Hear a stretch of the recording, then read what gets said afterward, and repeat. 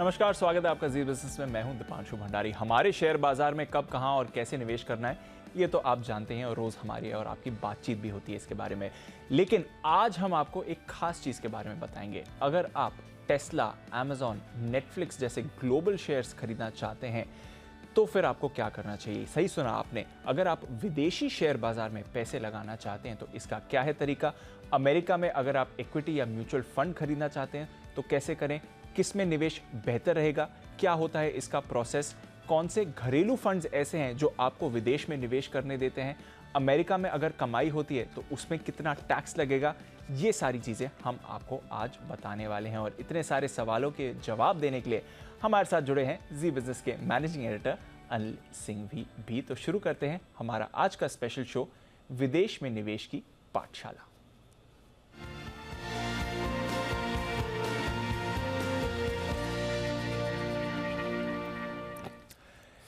शुक्रिया अनिल जी और बहुत बहुत स्वागत है सर आपका। लंबा समय लगा सर ये बनाने के लिए और ढेरों सवाल भी भेजे हमारे दर्शकों ने भी और काफ़ी इच्छा है इनके जवाब जानने के लिए लोगों की। तो सबसे पहले क्वेश्चन से ही करते हैं शुरुआत सर, और काफ़ी सारे क्वेश्चंस कवरेंगे इस शो में। कवर करना है अगर आपको विदेशी शेयरों में निवेश तो कैसे करना है? दो तरीके हैं जी। सीधे सीधे जाकर शेयर खरीद लो, जो आप हम यहाँ पर सारे दर्शकों को बताते ही हैं कि आपने कोई अकाउंट खुलवाया किसी ब्रोकर के यहाँ जाकर शेयर खरीद लिए। और दूसरा तरीका इनडायरेक्ट इन्वेस्टमेंट, जो कि आमतौर पर म्यूचुअल फंड्स, आपने इक्विटी म्यूचुअल फंड में पैसा डाल दिया या पोर्टफोलियो मैनेजमेंट सर्विसेज वगैरह लिए। सो वही तरीके विदेश में भी है। आप सीधा विदेशी शेयर खरीद लीजिए या फिर किसी विदेशी म्यूचुअल फंड में पैसा लगा लीजिए। जैसे अमेरिका में पैसा लगाना है, अमेरिका में ढेरों म्यूचुअल फंड है, सैकड़ों हजारों म्यूचुअल फंड है। आपको जो स्कीम पसंद आए उसमें पैसा लगा लीजिए। तो ये दो सिंपल से तरीके हैं, सीधा शेयर खरीदिए या फिर विदेशी म्यूचुअल फंड खरीदिए। ये दो बेटर ऑप्शन। बिल्कुल ठीक है। अच्छा, शेयर की बात पहले करते हैं। अगर शेयर खरीदना है तो क्या करना है? 4 तरीके हैं शेयर खरीदने के। ओके, तो मैं एक एक करके चारों आपको बता दूं। जी सर। सबसे पहला तरीका तो ये कि एक कोई भी इंडियन ब्रोकर के पास आप अकाउंट खोल दीजिए, जो भारत का ब्रोकर है। जैसे कि कोई आईसीआईसीआई डायरेक्ट हो गया, एचडीएफसी सिक्योरिटीज हो गया, एक्सिस हो गया, बहुत सारे ऐसे ब्रोकर हैं जो विदेशी शेयर खरीदने की सुविधा देते हैं। अच्छा, अब होता कैसे है, जिस भारतीय ब्रोकर के यहाँ आप अकाउंट खोल रहे हैं उसका टाई अप होता है किसी विदेशी ब्रोकर के साथ। ओके, है ना। जैसे विदेशी बहुत सारे ब्रोकर आकर भारतीय कंपनियों के साथ टाई अप करते हैं, वैसे हमारी कंपनियां भी, हमारे यहाँ के ब्रोकर भी बाहर के किसी ब्रोकर के साथ टाई अप रखते हैं। तो आपने अकाउंट खुलवा लिया फॉर एग्जांपल किसी आईसीआईसीआई सिक्योरिटीज़ में या एचडीएफसी सिक्योरिटीज़ में, और उनका होगा टाइप उनके साथ में। तो पहला तरीका तो ये, तो आपको तो अकाउंट हमारे लोकल ब्रोकरेजेस में ही खुलवाना है। ओके। दूसरा तरीका है कि किसी विदेशी ब्रोकरेज के साथ अकाउंट खोलें। अब आप सोचेंगे विदेशी ब्रोकर के साथ अकाउंट खोलना तो भारी काम है, कहाँ जाएंगे, कहाँ खोलेंगे? नहीं, बहुत सारे विदेशी ब्रोकर ऐसे हैं जिन्होंने इंडिया में अपनी ब्रांच खोल रखी है। राइट, है ना।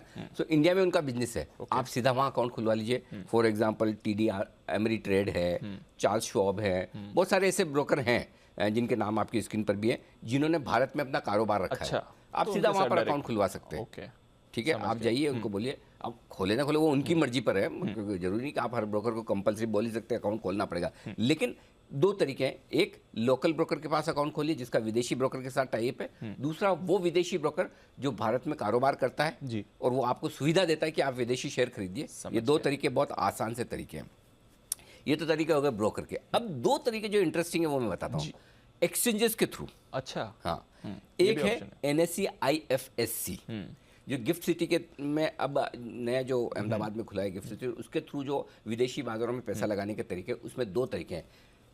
NSE IFSC की जरिए पैसा लगाएं, ये NSE वाला रूट है, मैं विस्तार से समझाऊंगा। और चौथा तरीका जो है वो BSE के रूट के थ्रू है, जिसको इंडिया INX बोलते हैं। अच्छा, है वो BSE का रूट है, BSE के जरिए आप पैसा लगा सकते हैं गिफ्ट सिटी में। तो ये दो तरीके और हैं। तो कुल मिला के 4 तरीके हैं, 2 ब्रोकर वाले तरीके हैं, 2 एक्सचेंज वाले तरीके हैं। अच्छा, तो एक्सचेंजेस भी ऑप्शन दे रही हैं। हाँ, तो फिर बताएं सर, ये NSE ब्रोकर वाले तो मैंने आपको बता दिया, ब्रोकर वाले बता दिए। NSE IFSC ये इंटरेस्टिंग चीज़ है, ये बहुत ध्यान से आपको सुनना और समझना चाहिए। ये प्रोसेस अब मैं बता रहा हूँ कि अगर NSE IFSC यानी कि गिफ्ट सिटी में जो NSE का सेटअप है उसके थ्रू अगर आप पैसा लगाना चाहते हैं तो कैसे लगाएंगे? पहली चीज़, NSE IFSC में ब्रोकर रजिस्टर होते हैं।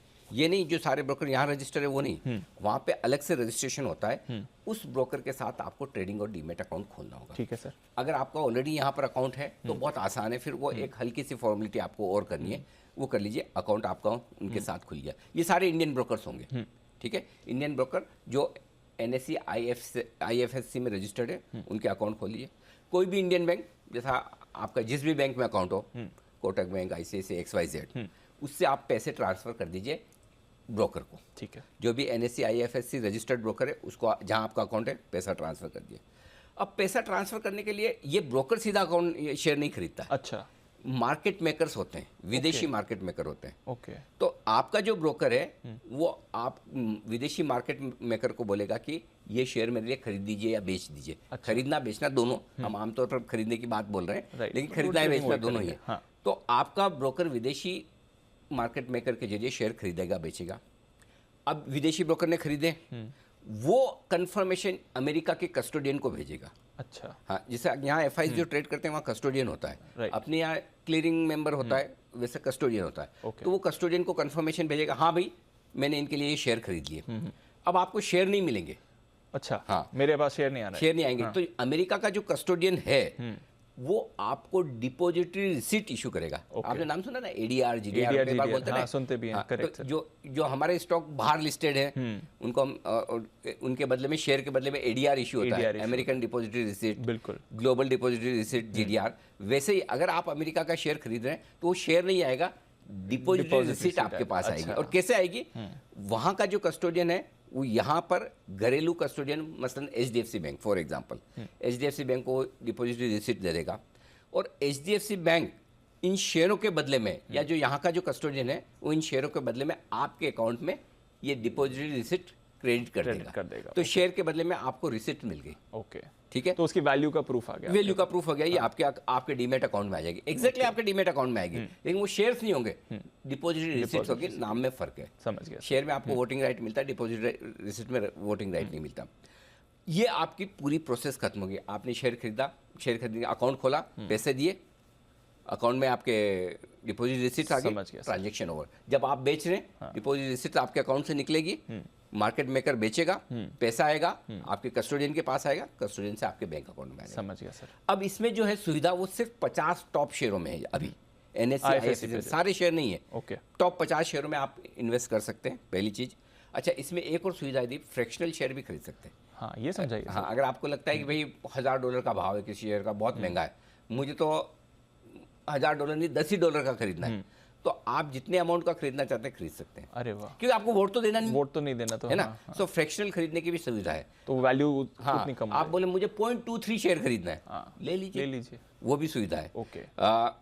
और सारे शेयर जो नाम आपके सामने है, अमेजोन, एप्पल, माइक्रोसॉफ्ट, ये सारे बड़े बड़े जो शेयर है, टॉप 50 शेयर सब मिल जाएंगे, वो आप NSE IFSC के थ्रू खरीद सकते हैं। बहुत बढ़िया है ना, इंटरेस्टिंग चीज। बहुत बढ़िया। हाँ। बहुत बढ़िया। अच्छा, NSE IFSC की तरह ये जो BSE का INX है, इसके बारे में भी बताएं। हाँ, इसमें भी सिमिलर है, थोड़ा सा फर्क है, इसका दायरा बड़ा है। ओके।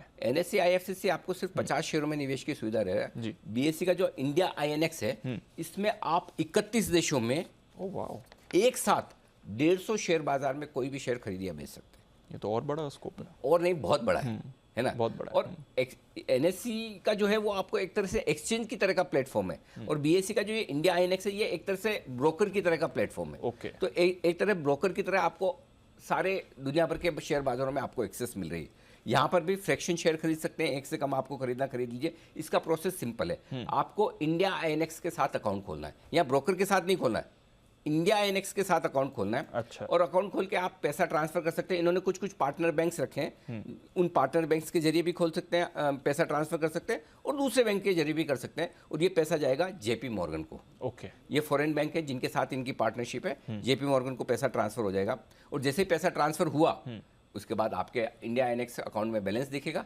ठीक वैसे जैसे आप ऑनलाइन किसी ब्रोकर के ट्रेड कर रहे हैं, आपने उसके ब्रोकर के अकाउंट में डाले, पैसे ट्रांसफर किए, क्रेडिट आ गई, आपका बैलेंस दिख रहा है, आप शेयर खरीद लीजिए। वैसे इंडिया INX एक तरह से ब्रोकर हो गया। समझ गया सर। एक्सचेंज ये ब्रोकर हो गया, एक्सचेंज का ब्रोकर समझ लीजिए। समझ गया। ठीक है, और आपके बैलेंस आ गया, उसके बाद आप शेयर खरीद लिए। अब जो शेयर आते हैं वो शेयर इसमें आपके पास नहीं आएंगे, विदेशी कस्टोडियन के पास रहेंगे, जिसका नाम इंटरएक्टिव ब्रोकर LLC है, उसके पास शेयर रहेंगे। ऐसी कोई दिक्कत वाली बात नहीं, वहाँ आपके शेयर पड़े रहेंगे, और वो और इसमें इससे जुड़े अगर आपके कुछ और भी सवाल है तो मैंने एक लिंक भी दिया है, क्योंकि ये थोड़ा सा फर्क है दोनों में, एनएससी में और इसमें। सो यहाँ पर सिंपल सी चीज़ है, आपने जेपी मॉर्गन में पैसा ट्रांसफर कर दिया, बैलेंस आ गया, फिर आप शेयर खरीद लीजिए, और बेचने की प्रोसेस भी वैसे ही है, पहले शेयर ट्रांसफर कर दीजिए, बेच दीजिए, आपके पैसे आ जाएंगे। तो ये थोड़ा फर्क है। बीएससी वाला जो इंडिया आईएनएक्स है वो आपको 31 देशों के 150 से ज़्यादा स्टॉक मार्केट में डायरेक्ट ट्रेडिंग की फैसिलिटी दे रहा है। बड़ा। चलिए सर, तो 4 तरीके हैं निवेश करने के, ये तो आपने बता दिए। पैसा कितना लगा सकते हैं ये बताइए। जितना आपके पास है। अच्छा ऐसा नहीं है, लिमिट्स हैं। पहली चीज तो ये कि ये अब जो विदेशों में पैसा लगाने की शुरुआत हुई दीप, वो एलआरएस के थ्रू हुई है। अच्छा। एलआरएस का नाम है लिबरलाइज्ड रेमिटेंस स्कीम, यानी कि मतलब आसान भुगतान सुविधा जिसको कह सकते हैं हिंदी में, कि पैसा बाहर भेजने की जो सुविधा है। इस स्कीम में आप विदेशी मुद्रा बाहर भेज सकते हैं। कितनी? मैक्सिमम $2.5 लाख पर साल, पर ईयर, पर पर्सन। अगर मेरी फैमिली में 4 मेंबर है, मैं टोटल मिलाकर $10 लाख भेज सकता हूं। अच्छा, ये भी है। अब इस $10 लाख में कैसा है, सब कुछ शामिल है। मैं विदेश में घूमने गया, कोई भी किसी तरह की शॉपिंग करके आया, बच्चे अगर वहां पढ़ रहे हैं, यानी ये $2.5 लाख पर पर्सन आप मैक्सिमम, चाहे वो इन्वेस्ट करो चाहे खर्चा करो। अच्छा, कुछ भी आप ले लो। हाँ। पर फाइनेंशियल ईयर। ओके। तो अगर जैसे $2.5 लाख की मेरी लिमिट है, मैंने $50,000 मैंने समझो कि घूमने फिरने में खर्च कर दिए, तो $2 लाख। तो कुल मिलाकर $2.5 लाख कम थोड़ी होता है, बहुत मोटा मोटा। कहाँ $10 लाख एक फैमिली में 4 जनों के होते हैं। सो आराम से बहुत लिमिट है, इसलिए ये लिबरलाइज है। ठीक है, इसमें सभी आ गए, और ये हिंदुस्तान के सभी एडल्ट और माइनर दोनों के लिए। माइनर के लिए भी $2.5 लाख है, एडल्ट के लिए सिर्फ कॉर्पोरेट्स, पार्टनरशिप फर्म, एचयूएफ और ट्रस्ट, यानी कि इंडिविजुअल्स ही हैं जो इसमें एलिजिबल है, कंपनियां एलिजिबल नहीं है। तो अगर आपको विदेश में निवेश करना है एलआरएस में, तो इंडिविजुअल अकाउंट में करना पड़ेगा, अनिल सिंघवी के नाम पे करना पड़ेगा। अगर मैंने कोई अनिल सिंघवी प्राइवेट लिमिटेड बना रखी है, वो नहीं कर सकता। समझ गया सर। एक और छोटा सा नियम है, $7 लाख से $7 लाख से ज्यादा अगर आप एक बार में विदेश भेजते हैं, तो 5% tax collection at source, TCS कटेगा, उसकी आपको बाद में क्रेडिट मिल जाती है, लेकिन ये करता है, ये हल्का सा एक छोटा नियम है। तो आप मैक्सिमम $2.5 लाख पर साल कर सकते हैं, अगर आप सीधा चाहें इसमें कर सकते हैं। अच्छा सर, निवेश की बात चल रही है, बट अगर वहाँ पर ट्रेड करना हो, स्पेशली वहाँ का अगर FNO में ट्रेड करना हो, तो ये भी कर सकते हैं। यहाँ पे बहुत सारे लोगों ने सवाल पूछा है कि क्या फ्यूचर्स ऑप्शन। जी नहीं, ये निवेश के लिए है, आपको डिलीवरी खरीदनी, डिलीवरी बेचनी। हाँ, ओके। हाँ, और हो सकता है आप लेके आज दिन में बेच दे करते, वो एक अलग चीज़ है, बट आप FNO में, फ्यूचर्स और ऑप्शंस में, अमेरिकी बाजारों में LRS के तहत ट्रेड नहीं कर सकते। अच्छा, तो ये क्लियर हो गया कि आप ये नहीं कर सकते। एकदम क्लियर। अच्छा, अगर ये LRS करना है आपको, तो इसके लिए प्रोसेस क्या है? कुछ डॉक्यूमेंट्स क्या क्या होता है? छोटा सा डॉक्यूमेंटेशन है डीप, चाहे एक पैन कार्ड आपका होना ही चाहिए, वो तो यहाँ भी चाहिए, आधार कार्ड यहाँ भी चाहिए, एक एक्स्ट्रा पासपोर्ट की कॉपी और चाहिए। अच्छा, ठीक है, आपका पासपोर्ट होना चाहिए। विदेश में आपको पैसा भेजना होगा, तो एक वायर ट्रांसफर होता है, उसके जरिए आपको पैसा भेजने की सुविधा होनी चाहिए। और दूसरा, विदेश में फंड ट्रांसफर करने के लिए एक LRS स्कीम में अगर आप कर रहे हैं, तो एक फॉर्म A2 कम डिक्लेरेशन फॉर्म होता है, एक छोटी सी टेक्निकल फॉर्म है, जो भरना होता है वो आपका ब्रोकर बता देगा। तो कोई विशेष बात नहीं है, एक्स्ट्रा 1-2 आपको एडिशनल फॉर्म भरने होते हैं, बस उससे ज़्यादा ऐसा कोई नहीं कि कोई मतलब बड़ा मुश्किल काम है, वैसा नहीं है, आसान ही है बिल्कुल भी। ठीक है, तो सिंपल स्ट्रेट फॉरवर्ड प्रोसेस है, कुछ नहीं करना है। तो बेसिकली 4 विकल्प हैं आपके पास, ब्रोकर्स के और साथ ही एक्सचेंजेस के जरिए और LRS का सिस्टम। अब बताइए सर कि अगर सीधे विदेशी शेयर खरीद रहे हैं, तो टैक्स के क्या नियम है इसमें? देखो, टैक्स का नियम सबसे इंपॉर्टेंट चीज़ एक है DTAA, ये शब्द याद कर लीजिए। और ये याद रखना मुश्किल होगा, तो मैं आपको हिंदी में समझो, डट्टा। हाँ, हम ऐसे ही याद करते थे सीए के टाइम पढ़े में। डट्टा मतलब double taxation avoidance agreement. Okay. Bharat सरकार का कई सारे देशों के साथ में एक एग्रीमेंट है कि एक कोई भी भारतीय कमाई कर रहा है किसी दूसरी देश में, तो उसकी कमाई पर टैक्स वहाँ भी लगे, यहाँ भी लगे, ये ठीक नहीं है। दो में से एक ही देश में लगेगा। ठीक है, ये एग्रीमेंट है, और 80 से ज़्यादा देशों के साथ एग्रीमेंट है। तो अगर आप कोई बड़े देश के साथ, जैसे अमेरिका हुआ, UK हुआ, अगर इनके साथ आप पैसा लगाना चाहते हैं, तो सबके साथ में डट्टा है। अच्छा, DTAA है, तो आपको एक ही जगह टैक्स देना होगा। अब टैक्स कितना देना होगा वो मैं बता दूं। अमेरिका में कैपिटल गेन्स पे कोई टैक्स नहीं है। ओके। अगर आप वहाँ अमेरिकी बाजारों में पैसा लगा रहे हैं, तो ये आराम है आपके लिए कम से कम कि वहाँ टैक्स नहीं है, लेकिन भारत में तो लगेगा। भारत में लगेगा। और भारत में कितना लगेगा वो मैं बता दूं। 2 तरीके से, या तो लॉन्ग टर्म होगा। सपोज आपने एप्पल का शेयर खरीदा, अगर वो शेयर खरीद के आपने मिनिमम 24 महीने होल्ड किया, तो लॉन्ग टर्म होगा।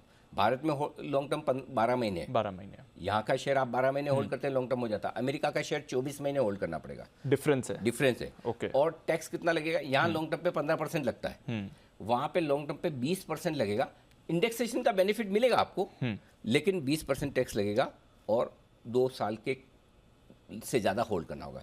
अब आइए, तो लॉन्ग टर्म हो गया। अब शॉर्ट टर्म, अगर आपने 24 महीने से पहले बेचा, शॉर्ट टर्म हो गया। और शॉर्ट टर्म में आपकी जो इंडिया की स्लैब है, जितने आप दे रहे हैं, हाईएस्ट टैक्स स्लैब में तो हाईएस्ट, वो तो डिपेंड करता है जो आपकी टैक्स स्लैब उस हिसाब से देगा। ठीक है, ये मैंने आपको अमेरिका के नियम बताए टैक्स के। अब आप किसी और देश में पैसा लगा रहे हैं तो वहाँ के टैक्स के नियम आप, क्योंकि अब 80 देशों की तो मेरे पास इतनी टाइम नहीं है, और अभी हम वैसे भी अमेरिकी बाजारों में ही निवेश कर रहे हैं। ज़्यादातर एनएससी में तो खाली अमेरिका के 50 शेयर हैं। हाँ। बीएससी में जरूर आपके पास 80 से ज़्यादा देशों के हैं, तो फिर आप जिस देश में लगा रहे हैं पैसा, वहाँ के नियम आपको देखने पड़ेंगे, या आप अपने टैक्स कंसल्टेंट से पूछ लीजिए अगर उसको समझ में आते हो तो। हाँ, तो आपको ऐसा टैक्स कंसल्टेंट चाहिए जिसको विदेशों में टैक्स के नियम समझ में आते हो। नहीं तो अमेरिका के मैंने आपको बता दिए जो मोस्ट पॉपुलर है। ठीक है सर। अच्छा, ये तो रही डायरेक्ट स्टॉक इन्वेस्टिंग की बात। अब फंड्स पर आते हैं। म्यूचुअल फंड्स में कैसे निवेश करें? 3 तरीके हैं म्यूचुअल फंड में पैसा लगाने के। एक तो fund of funds. Fund of funds क्या होता है? आप एक फंड में पैसा लगा रहे हैं, जैसे कि यहाँ पे कोई भी XYZ इंडिया का फंड है। ओके, वो इंडिया का फंड क्या कर रहा है? वो कुछ नहीं कर रहा, वो सीधा जाकर किसी दूसरे म्यूचुअल फंड में पैसा लगा रहा है विदेश के। अच्छा, डायरेक्टली। हाँ, तो जितना पैसा इकट्ठा किया उसने जाके एक और म्यूचुअल फंड में। तो फंड ऑफ फंड मतलब एक फंड दूसरे फंड में पैसा लगा रहा है। क्लियर है, ठीक है, वो उनके लिए इन्वेस्टर हो गया। तो पहला तरीका वो। दूसरा तरीका है ETF। विदेशों में बहुत सारे एक्सचेंज ट्रेडेड फंड यानी कि इंडेक्स होते हैं, इंडेक्स लिस्टेड हैं, जैसे अपने यहाँ भी ETF है ना, निफ्टी, बैंक निफ्टी, सबके ETF है, राइट? वैसे डाउ के, नेस्डेक के सबके ETF होते हैं। तो विदेशों में जो ETF हैं, आप ETF में पैसा लगा सकते हैं म्यूचुअल फंड के जरिए। बहुत सारे म्यूचुअल फंड ऐसे हैं जो सीधा ETF में उसी प्रोपोर्शन में पैसा लगाते हैं। तो पहला फंड ऑफ फंड, दूसरा ETF, और तीसरा कुछ ऐसे घरेलू म्यूचुअल फंड, लोकल हमारे फंड, जो विदेशियों के शेयर भी खरीदते हैं, विदेशी शेयर खरीदते हैं, थोड़े थोड़े खरीदते हैं। उनका पूरा पोर्टफोलियो ये नहीं होगा, लेकिन कुछ कुछ पार्टली वो खरीदते हैं, या कुछ कुछ के केस में पूरा भी खरीदते हैं। तो वो तीसरा तरीका है। तो 3 तरीके हैं आपके पास, इनके जरिए तो आप अपनी प्रेफरेंस के जरिए चूज कर सकते हैं। अब मैं एक एक करके आपको समझा। हाँ सर। फंड ऑफ फंड, ये वो भारतीय म्यूचुअल फंड है जो सीधा का सीधा जाकर दूसरे विदेशी म्यूचुअल फंड में पैसा लगा देते हैं।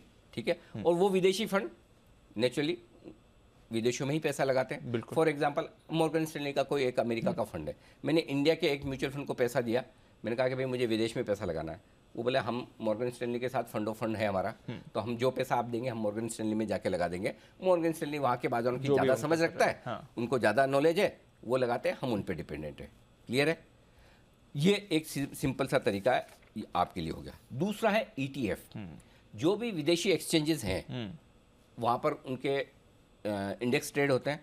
तो आप यहाँ पर भारत में ऐसे फंड्स में पैसा लगा सकते हैं जो विदेशी ETF में पैसा लगाते हैं, एक्सचेंज ट्रेडेड फंड में, जैसे मिरई का है, मोतीलाल का है, बहुत सारे ऐसे फंड है जो विदेशी बाजारों में जाकर पैसा लगाते हैं। वो सिंपल सा तरीका। तीसरा तरीका ऐसा है कि कुछ कुछ ऐसे घरेलू म्यूचुअल फंड हैं जो विदेशों में निवेश करते हैं, विदेशी शेयरों में निवेश करते हैं।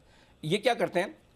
अपना एक हम जैसा फॉर एग्जांपल बहुत सारी लिस्ट आपके सामने आएगी, ICICI US blue chip fund, ऐसे एग्जांपल के तौर पे कई सारे फंड है। ये क्या करते हैं?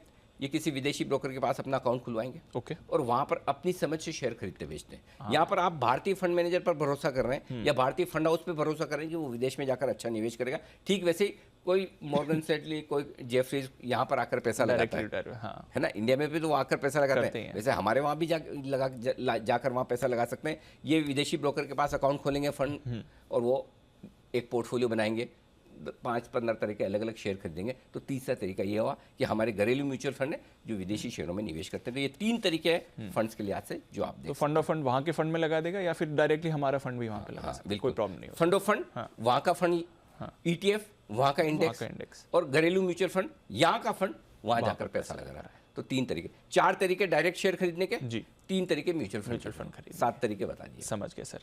अच्छा, इन फंड्स में पैसे लगाने के क्या नियम है सर? नियम में आमतौर पर एंट्री लोड कुछ भी नहीं लगता, जैसे हमारे यहाँ भी नहीं लगता। एग्जिट लोड भी वैसे आमतौर पर नहीं लगता, हर एक फंड की स्कीम आपको देखनी पड़ेगी। लेकिन एग्जिट लोड अगर एक साल के पहले आप पैसा निकालते हैं तो ही आपको एग्जिट लोड लगेगा।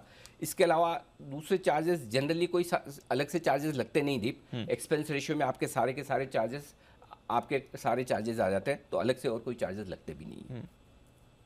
ठीक है, तो कुछ वहाँ पे प्रॉब्लम नहीं है।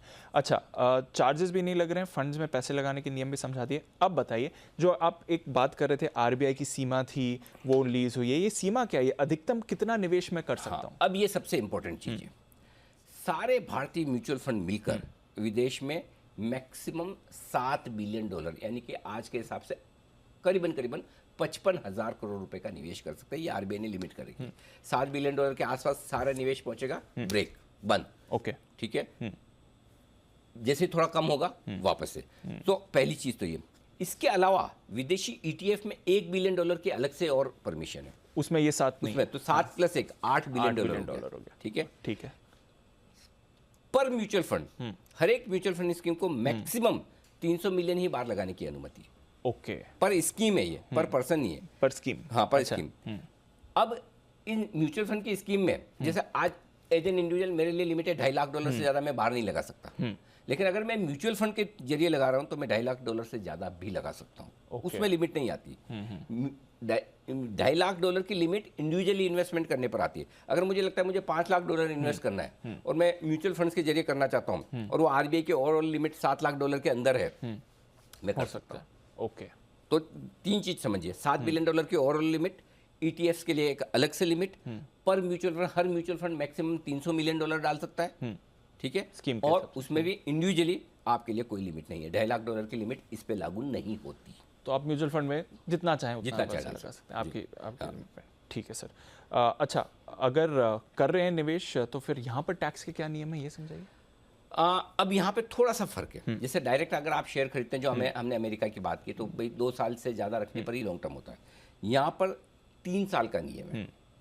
अगर 3 साल से पहले आपने रिडीम किया म्यूचुअल फंड तो आपको वो मतलब शॉर्ट टर्म माना जाएगा एक तरह से।